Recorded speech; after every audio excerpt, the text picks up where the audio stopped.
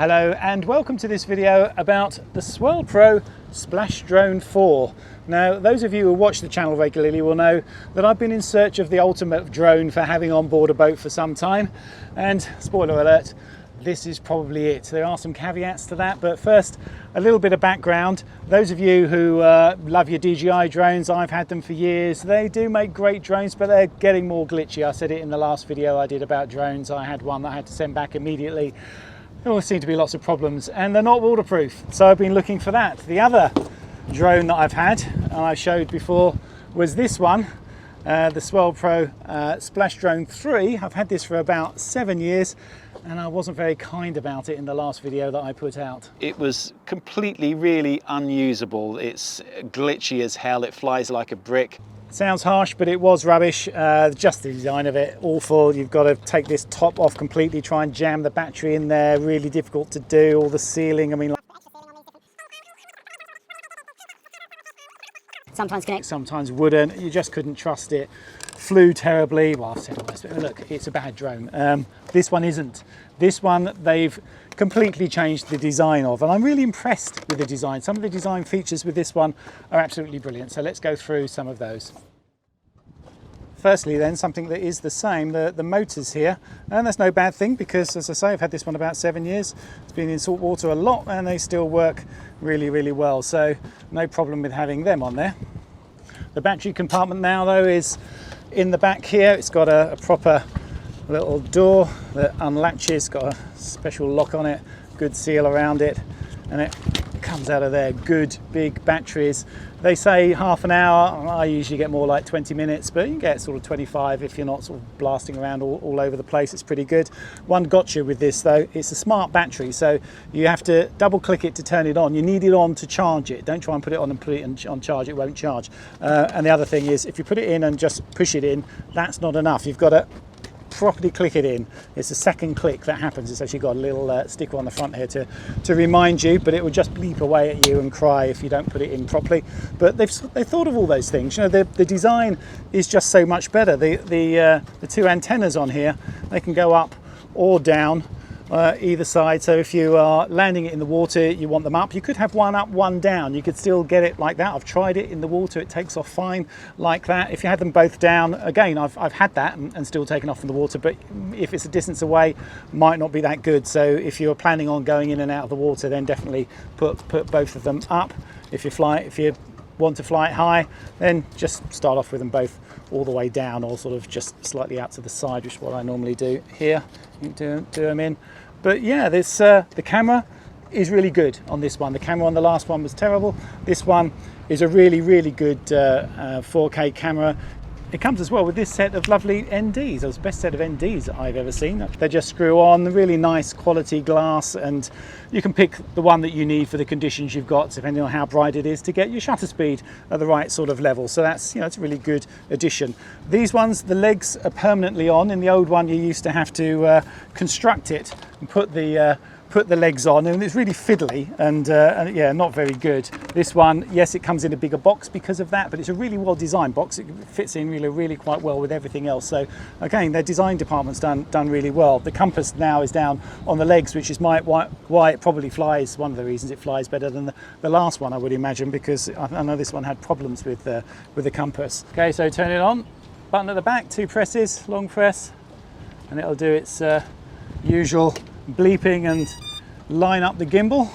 Meanwhile, I'll turn this on and start the Swell Pro app. That's that one there, and show me an old picture from what was there before. When it gets a connection, it'll show me a picture. Now sometimes this has been a bit slow, normally a bit slow to connect to vision. Normally it's reasonably quick. On here it's saying connecting at the moment, and you've got the flashing symbol up here, which is the GPS for the handset. When that goes solid, you know that this has got a lock, so it can return to you, so you might want to wait for that. But yeah, let's get it connecting.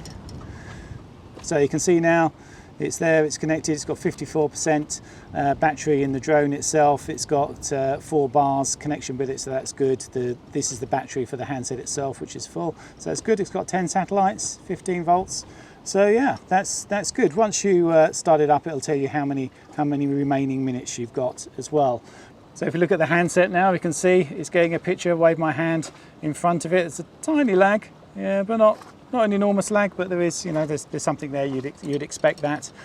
So it's fairly well balanced in your hand. It feels pretty secure like that. So let's have a little look at what we've got on the phone here. You've got some extra 3 dots in the corner to be able to go in and do things like you return to home, height. If these things are on 0, then it hasn't got a limit. It'll do whatever. I'm gonna put 20 meters in my return to home height, because that's higher than my mast, so it won't hit the mast on the way back if it's coming across the boat. But yeah, maximum flight height and distance, if it's on 0, then it just goes to its limit, so you don't have to actually have anything in there if you don't want to. In advanced settings, you've got your calibration modes. It's very standard.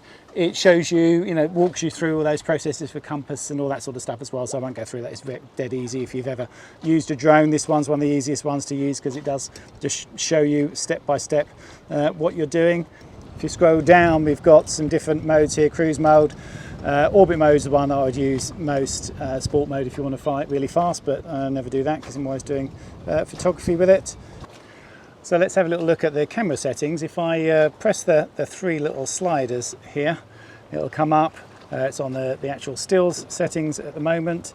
In Pro mode, I like that to be on Pro mode, so that I've got RAW. I can put get RAW as well as JPEG settings out of the camera, so that's really good. You get a bit more out of it that way. But video is more than what I'm interested in. Fairly self-explanatory. It's got 4K, of course. EIS is the electronic image stabilization, which I've got off. It'll zoom in a little bit if you've got it on. Don't really need it. It's always been really perfectly smooth. And if you did, you could do that in post. It does the same thing electronically if you wanted to do that. Format standard PAL for me, and video format MOV.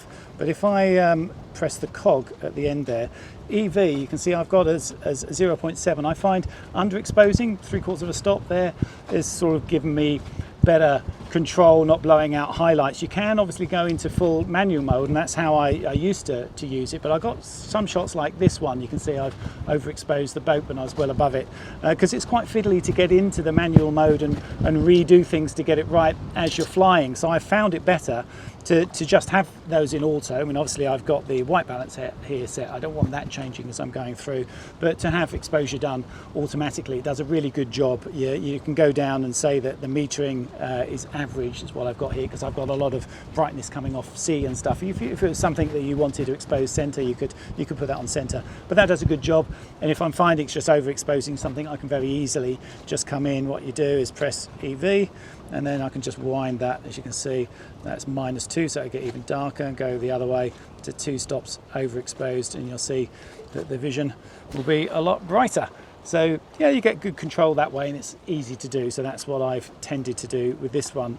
So getting ready to fly, then putting the propellers on is very easy. They're a good secure twist.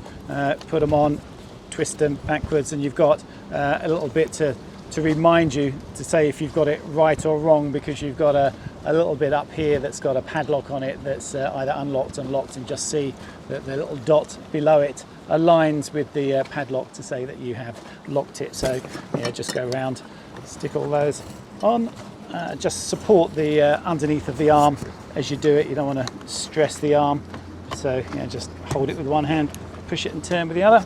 When it comes to launching, I usually take off from the solar panels. In calm weather, I can land there too.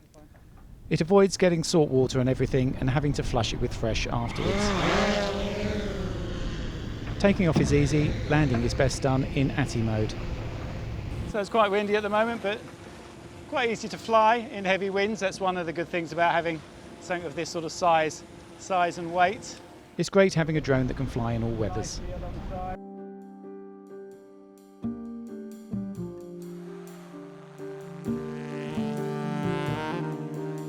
Most important for me though is the quality of the pictures, and this drone takes great pictures.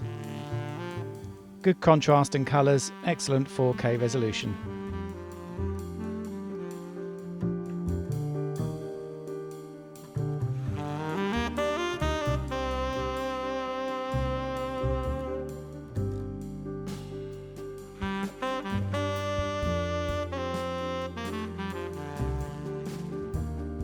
I tend to fly manually on the sticks, but there are special inbuilt controls that are there to make things really smooth.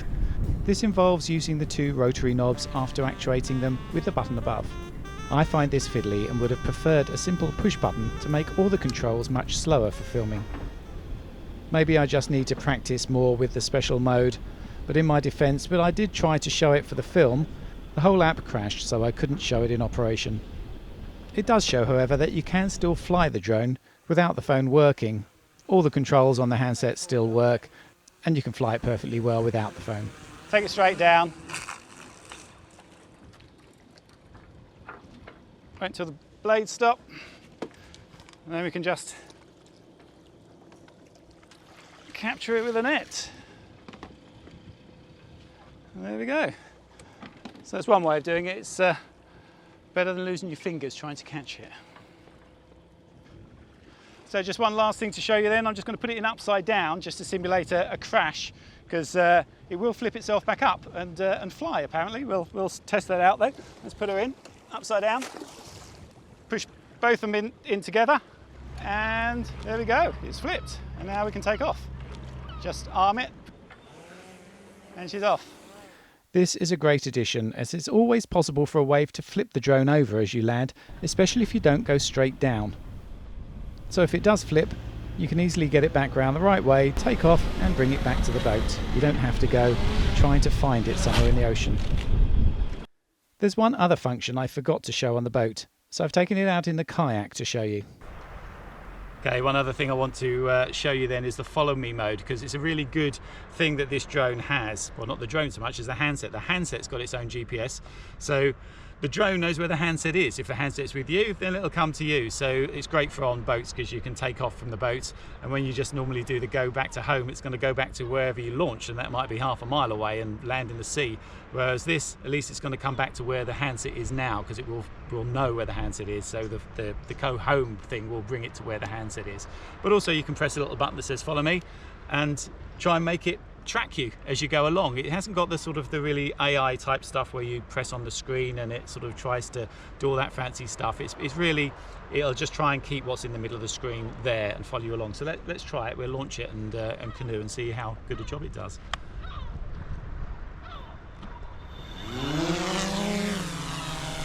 Once it's up, get the shot you want and press follow. Okay, so it's tracking along with us.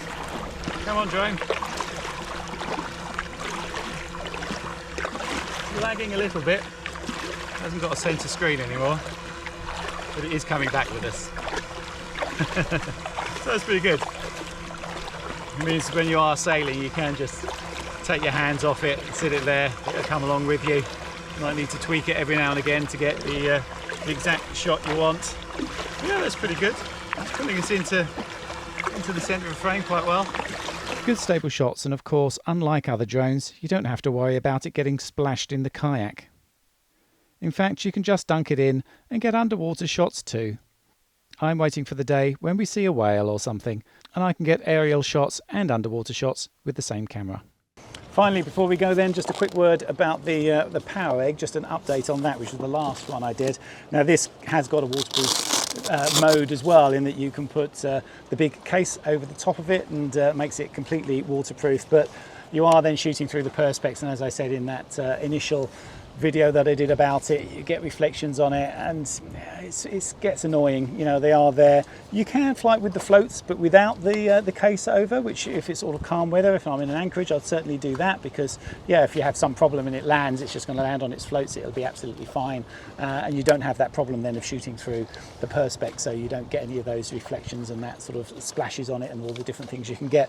But actually the worst thing about this that I've found is that I can't find a way with this to set the colour temperature, to manually set it, so it seems to change all the time. It gives me muddy colours quite often, so I'm not pleased with it from that point of view. But I mean, it's lots of advantages because of its size. It's much quieter, cheaper to buy. So yeah, if you wanted just something that you are going to use for all sorts of different things, you want to carry it around as well, this might be a better option, because you can, you know, carry it in a bag, have it with you, which, as I do quite often, is we're going out on hikes and things, and still use it. And if you're using it, you know, without any of the waterproofing gear, it's, you know, it's great. It produces you know, pretty good pictures, apart from that colour temperature problem. You have to be a little bit wary of it, and you do then have the option, is if you're doing it from the boat, that you can make it fully waterproof and get those shots and know that it's it's pretty safe. You're not going to lose it like you would with any of the sort of DJI type ones. If it goes in the water, then that's the end of that. So yeah, it's a mixed bag with that. But for this one, yeah, I mean, for a purpose-built drone to have on a boat, it's great. I hope you found that film useful, and if you don't follow already, do check us out on YouTube.